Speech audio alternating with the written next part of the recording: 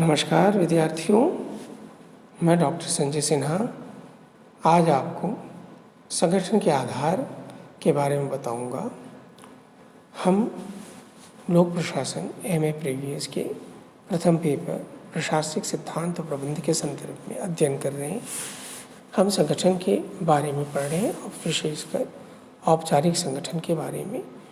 पिछले वीडियो में मैंने आपको संगठन क्या है, इसकी क्या परिभाषाएं हैं, इसके संदर्भ में विस्तार से बताया था। आज हम संगठन के आधार के बारे में जानेंगे और साथ ही साथ औपचारिक संगठन और अनौपचारिक संगठन की अवधारणा और उनकी विशेषताओं के बारे में, साथ ही साथ उनके जो पारस्परिक संबंध है, इसकी भी चर्चा करेंगे।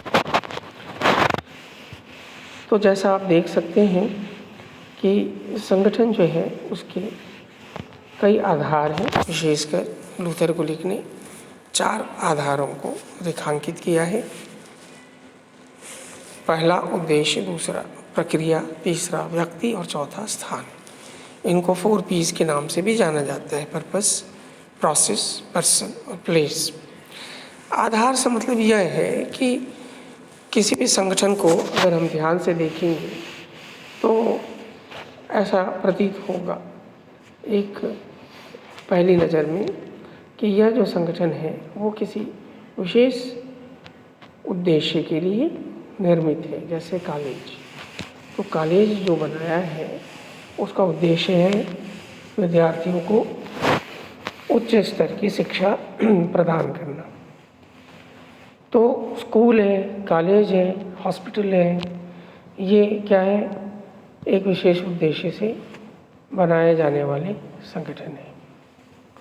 उसी तरह से कुछ संगठन ऐसे होते हैं जो किन्हीं विशेष प्रकार के व्यक्तियों के लिए या वर्ग के व्यक्तियों के लिए बनाए जाते हैं। जैसे हम कहें महिला और बाल विकास विभाग, तो यह अपने आप में दर्शाता है कि यह जो विभाग है वो महिला और बाल विकास के कार्य कर रहा है। महिला और बच्चों के लिए विशेषकर ये कार्यक्रम योजनाएं बना रहा है और उनके विकास के लिए जो है कार्यशील है। तो ये इसमें व्यक्ति महत्वपूर्ण हो गया, एक विशेष प्रकार के वर्ग के व्यक्ति महत्वपूर्ण हो गए। इसी तरीके से यदि हम प्रक्रिया को देखें तो जैसे आप बैंक में जाते हैं तो पैसे का लेन देन होता है, तो वहाँ एक निश्चित प्रक्रिया है जिसको पूरा करने के बाद आप रिडल ले सकते हैं, पैसे जमा कर सकते हैं, पैसे निकाल सकते हैं। और इसी तरह से बहुत सारे संगठन हैं जो प्रक्रिया को के आधार पर बनाए जाते हैं। प्रक्रिया के आधार पर बनाए गए जो संगठन हैं जहाँ प्रोसेस महत्वपूर्ण है, उन संगठनों को आप स्वयं देख और समझ सकते हैं कि कुछ संगठन जहाँ पर निश्चित प्रक्रियाओं से गुजरकर आप सेवा पाते हैं, या आप कह सकते हैं कि कोई उत्पाद है वो प्रक्रियाओं से गुजरता है। Process important. जैसे मान लीजिए जितने भी मैन्युफैक्चरिंग सेक्टर है उनकी इकाइयों में जाएं तो आप देखिए वहाँ प्रोसेस इम्पॉर्टेंट। एक कार बनाने की जो फैक्ट्री है वहाँ प्रोसेस इम्पॉर्टेंट हो जाता है। तो संगठन का ये तीसरा आधार है। और इसी तरीके से एक आधार और है, वह है प्लेस। प्लेस से तात्पर्य क्या है? प्लेस से तात्पर्य है कि कुछ विशेष स्थान में रहने वाले व्यक्तियों की जो भौगोलिक कारकों की वजह से समस्याएं उत्पन्न होती है, तो उसको ध्यान में रखकर कुछ संगठनों का निर्माण किया जाता है। जैसे for example command area development का नाम सुना होगा, या डेजर्ट एरिया डेवलपमेंट का नाम सुना होगा, या आप कह सकते हैं कि जो हिली एरिया है, पहाड़ी इलाके हैं, उन पहाड़ी इलाकों में जो लोग रहते हैं उनके जनजीवन से जो संबंधित समस्याएं हैं, उसके लिए आप कोई विशेष अगर कार्य कर रहे हो, विशेष संगठन बनाते हो, तो हम उसको कहेंगे कि यह प्लेस ओरिएंटेड है। अब वनवासी कल्याण परिषद का नाम सुना होगा, जो विभिन्न प्रकार के संगठनों, ये स्वयंसेवी प्रकार के संगठन हैं। या आप आदिवासी कल्याण या विकास विभाग का नाम सुना होगा। तो ये उन क्षेत्रों में रहने वाले, खासकर जो वन आच्छादित क्षेत्र हैं, जहाँ आदिवासी पाए जाते हैं या रहते हैं, जो उनका निवास स्थान है, तो आपने उनके लिए एक विशेष प्रकार का संगठन बनाया। तो स्थान विशेष की जो विशेषताएं होती हैं या चुनौतियां होती हैं, उसको ध्यान में रखकर जब हम कोई कार्य करते हैं या संगठन का निर्माण करते हैं, तो वह स्थान विशेष आधारित संगठन कहलाता है।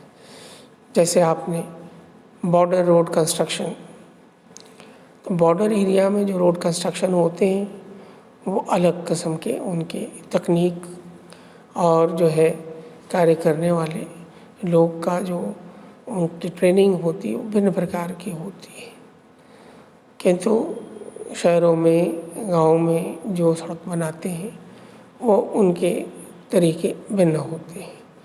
तो आपने सुना होगा कि LAC पर जो border area construction, road construction चल रहा है, वो काम, उसका तकनीक, वो संगठन एक विशेष प्रकार का है, वो ज़्यादा चुनौतियों भरा है, वहाँ विशेष प्रकार की मशीनों की आवश्यकता पड़ती है।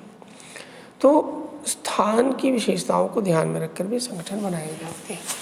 यह सारी बातें ये आपको दर्शाती हैं कि जो संगठन है वो उसके कई आधार होते हैं, लेकिन इस प्रकार से संगठन के आधारों को लेकर अगर हम कोई एक कठोर रेखा खींचना चाहें तो ये उचित नहीं होगा, क्योंकि प्रत्येक जो संगठन होता है वो उसमें ये चारों आधार कमोबेश कम और अधिक मात्रा में अवश्य पाए जाती हैं।